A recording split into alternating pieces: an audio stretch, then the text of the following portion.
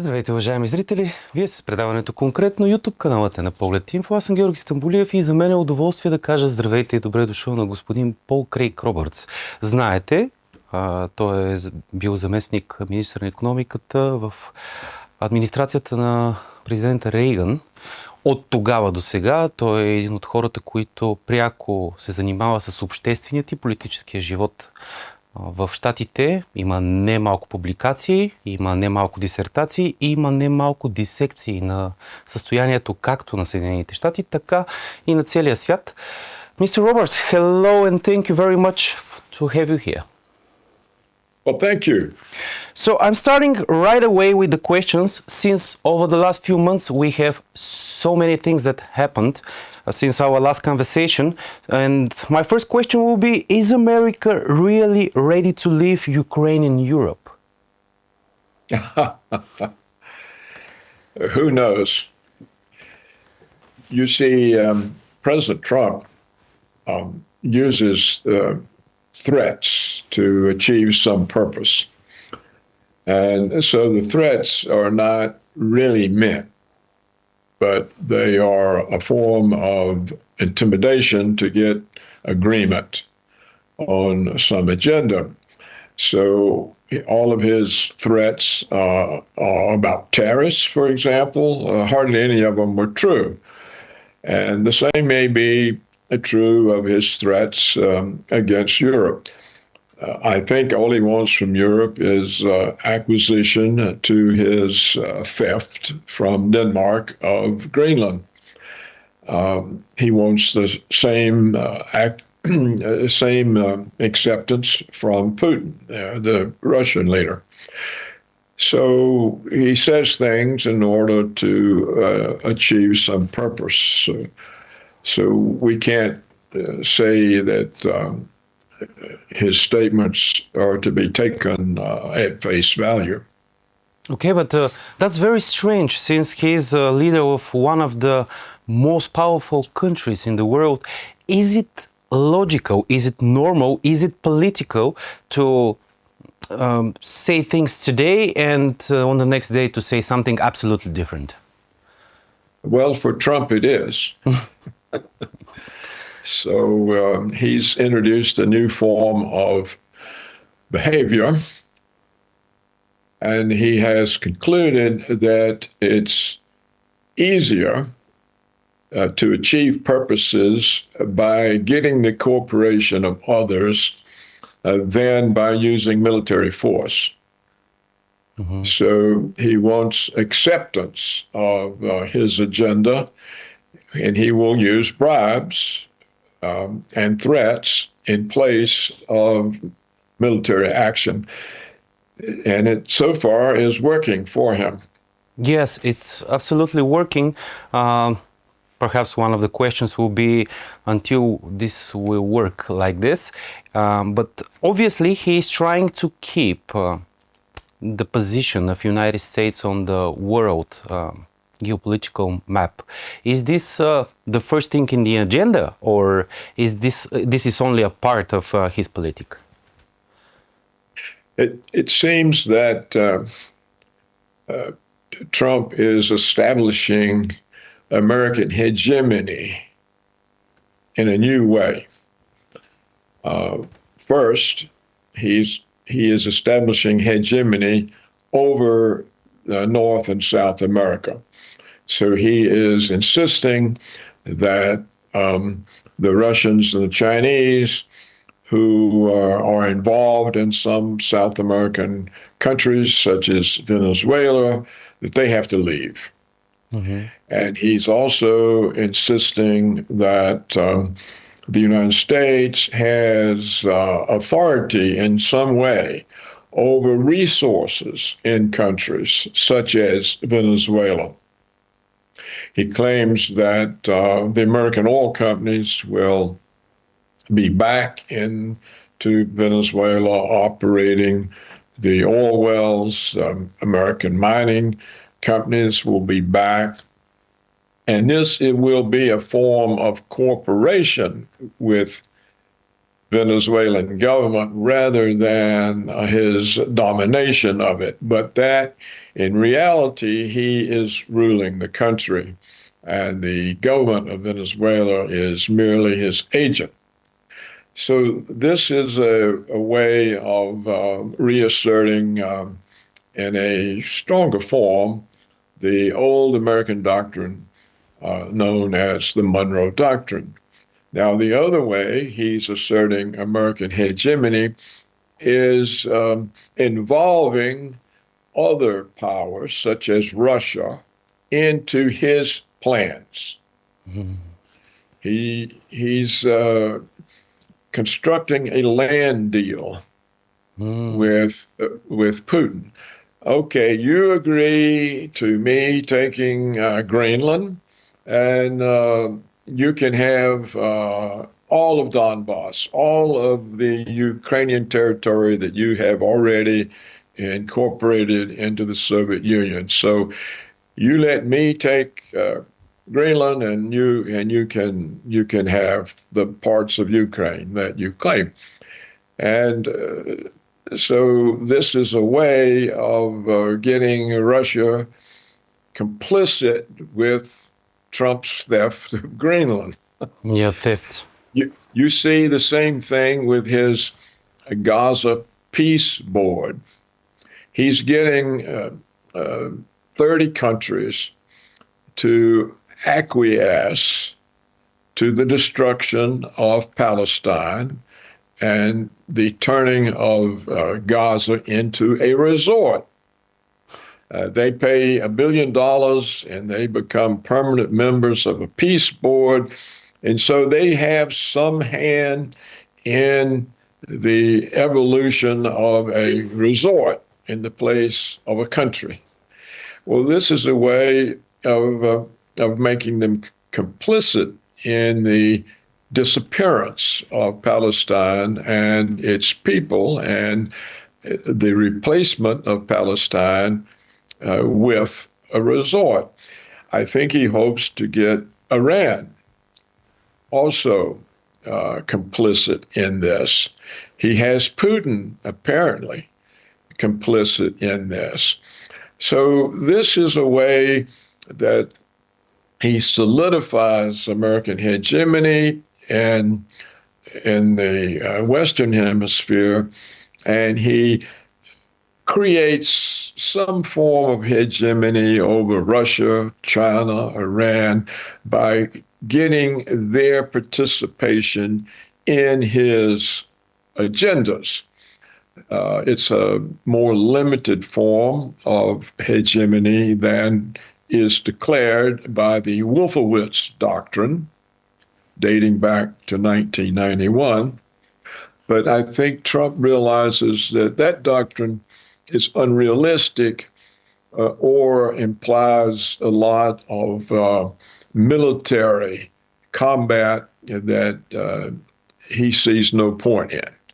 So he's willing to whittle down American claims to hegemony over the whole world, but he's holding on to being sort of the main influencer by getting other foreign powers complicit in his agendas. But does he have the cards for this? I mean, right now we said Greenland, we said Venezuela, we said Iran, we said Gaza. All those countries, perhaps there will be more, of course. There is this possibility. But what will happen if, for example, that's changing the whole world map, the geopolitical map. What will happen if, for example, China says we want Taiwan in that case? If something is changing on the world map, we want something also. If Russia says, for example, we want the Balkans, is this a possible situation? We'll have to see, but so far, Putin has stated clearly that whatever happens in Greenland is of no concern to Russia. So he's already submitted to Trump's acquisition of Greenland. the European Union initially was strongly opposed. But now they're saying, well, we really can't get along without Washington's protection, and maybe this is the best thing. It secures Greenland and the Arctic from the Russians and the Chinese. And so they've all come around to that. Now, as for the Gaza Peace Board, countries seem to be willing to pay the $1 billion and join.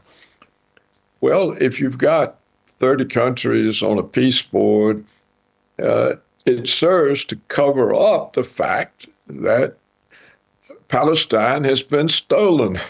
Mm. And so he is succeeding. If China never goes along, then it'll be China that's isolated, not Washington. Oh, I see. Yeah, that's a absolutely different point from everything that we've heard over the last few months here in Europe and in Bulgaria.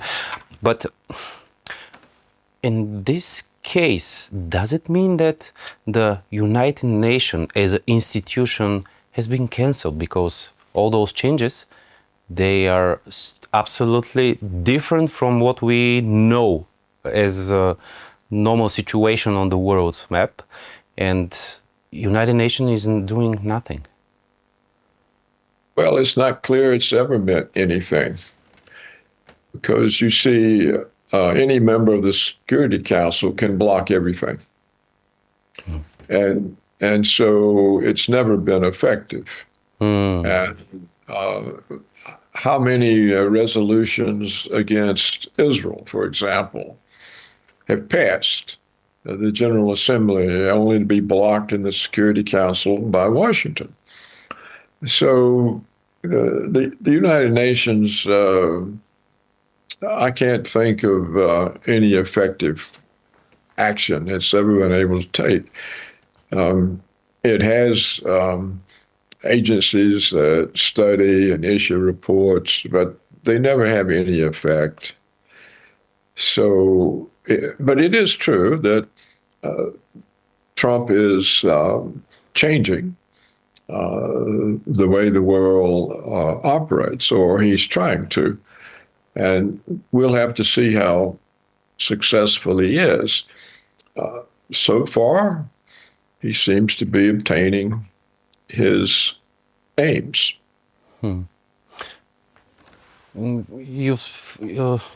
I heard Russia, I heard United States, I heard China.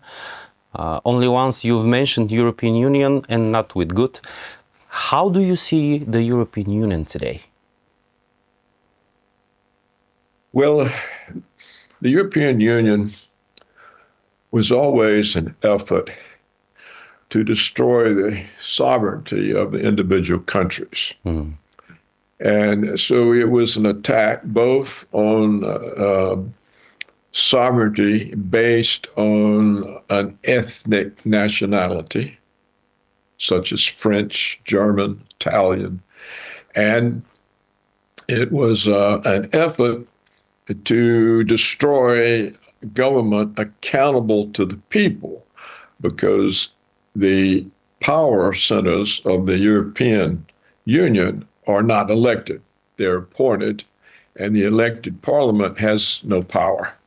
So it was a move both to destroy democracy and to destroy the sovereignty of ethnic-based nations. I suspect that will continue. I see.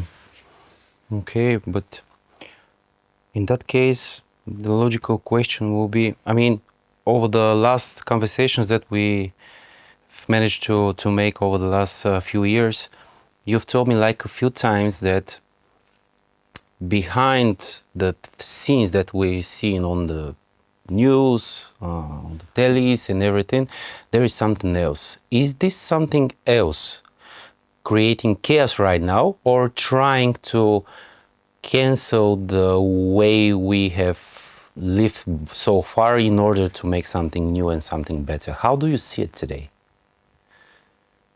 Well,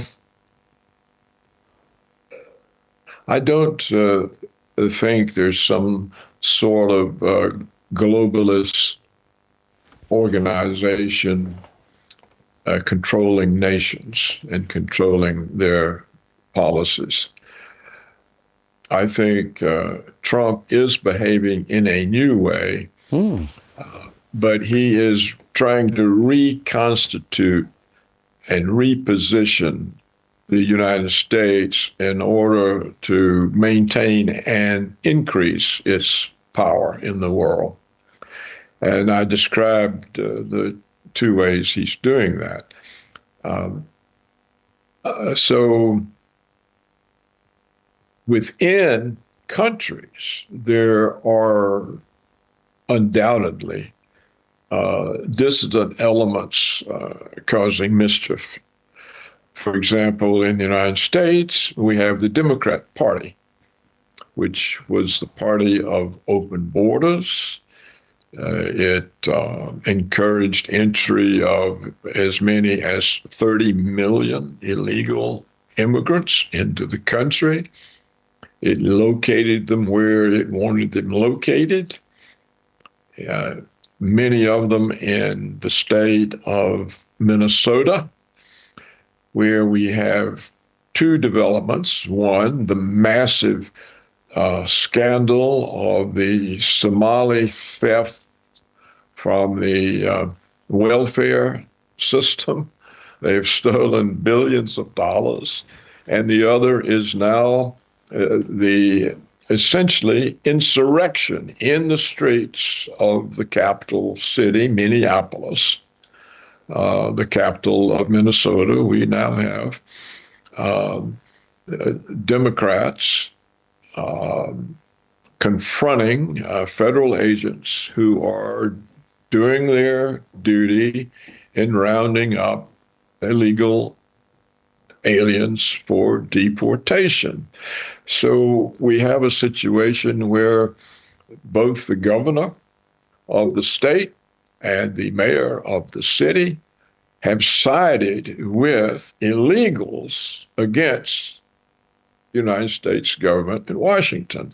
Well, here we have a domestic insurrection. And we have a situation where the protesters apply more violence. They spit at the agents. They throw things at the agents. They do everything they can to produce violence. And then when the agents, stressed out, overreact, then the protesters use that to create more violence, more. And so this is a problem for Trump. He has to, it's no good to prevail in the world and lose your own country. Yeah. So, and there are other countries faced with these kinds of internal problems. For example, France. Mm-hmm.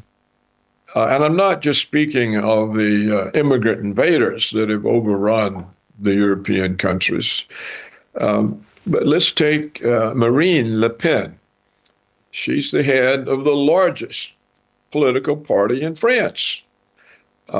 She would win the next presidential race. So what did France do? They banned her from running. Now we've seen similar actions taken, I think, in Moldova, mm-hmm. And elsewhere, where the party in power says, we don't accept any challenge, you can't run. So here you see the collapse of democracy within individual countries. So these types of conflicts, I think, are going to continue. And I think also the efforts of the American deep state, the CIA, the American neoconservatives, to cause turmoil in other countries will continue. I'm confident the CIA will continue to try to produce color revolutions in former provinces of the Soviet Union in order to cause trouble for Russia. So these types of conflicts will continue. I don't think it's Trump's aim at this time to have a mutual security agreement with the Soviet Union that removes NATO with Russia, that removes NATO from Russia's borders. Probably Trump thinks he needs to keep ways of putting pressure on Russia should he want their acquisition to some other of his agendas. So he's probably not willing at this point to say, okay, now the conflict between us is all over. It's a mutual security agreement, and we're taking NATO off your borders. He could do that. In his first term, that was his declared agenda. Of course, he was blocked from it by the CIA and the FBI and Russiagate and the impeachments and so on. Most likely, he's not ready for that because he's not sure whether he needs more pressure points on Putin in order to get his acquisition to some other land grab or whatever. You know, he still talks about Canada should be a part of the United States. So maybe he wants to be able to pressure Russia with a color revolution on its border in order to get Putin's agreement that he can have Canada too. I don't know. Mm-hmm. That's just speculation. Absolutely, but you said pressure points on Putin. If this is the reality and they continue like this and continue on a different countries in the different parts of the world, the same politic, is there a risk of a global conflict? Well, eventually perhaps, but in the immediate effect is to reduce conflict. So the reduction in conflict in Ukraine is coming from a land swap deal. You know, as I said, Trump says, you let me have Greenland and you can have the land you want in Ukraine. And that does seem to be a deal that's in the works.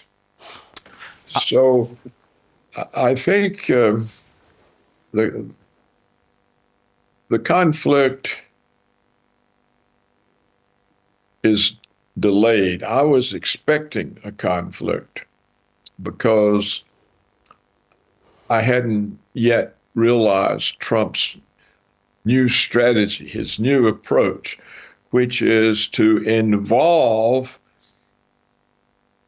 former enemies in his agenda by giving them bribes or by giving them things they want so that they accept things he wants. This is a new strategy, and it doesn't rely on military operations.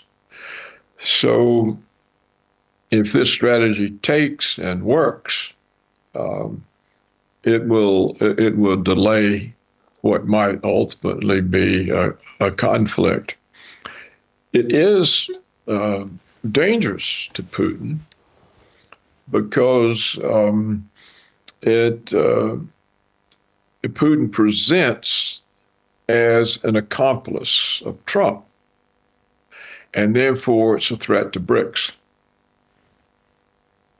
And it may also be a threat to the new Chinese Silk Road, because these are countries that came together because of the perceived threat from Washington. But if Putin is now and Trump, if Putin and Trump are now in cooperation, then for BRICS, it looks like Putin is not that reliable of a BRICS partner, and that the forces in Russia that prefer to renew their normal relations with the West are taking charge, and therefore the purpose of BRICS is diminished. So it could be, I don't know if Trump realizes this, but his approach to Putin is let's make deals. I'll give you this, you give me that. The effect could be to break up BRICS. And the effect of that could be to strengthen the dollar's position as world reserve currency. Okay, but I see the risk from one point of view to Putin and what will be next move. But at the same time, there is a very big risk for Trump and the United States also if the plan doesn't work like this. I don't know that it's a risk for Trump. And it seems to be working. Mm-hmm. Okay. And it the opposition to the theft of Greenland is weak and growing weaker. And the prospect that the conflict in Ukraine would be over, this will look like a victory to the American people that Trump did settle the conflict. They're not happy that Ukraine has cost them so much money. Absolutely. And for what result, you see. Now, there's not a whole lot here going on that the American public fully understands. I don't think they've caught on to this novel way that Trump is operating. First threats, then bribes, and a deal. This is, but if it's successful, everything looks like it's being settled. And that's about all the public can ever understand. Yeah. And so I think Trump's risks are more at home. The media and the Democrats are taking the side of the immigrant invaders, and the protesters are taking the side of the immigrant invaders, and they're trying to create violence in cities and maybe riots and looting. And this sort of thing is more threatening, I think, to Trump at the moment than the international scene. In opinion. Yeah. And I think Trump, too, is trying to work out some way to end the conflict with China, some similar deal that gets China complicit with Trump's policies, but in a way that also benefits China. Like he's doing with Putin. It'll be a great benefit to Putin to have the war over and to have the territory that he claims. And Trump's prepared to do that in exchange for Putin going along with what Trump wants.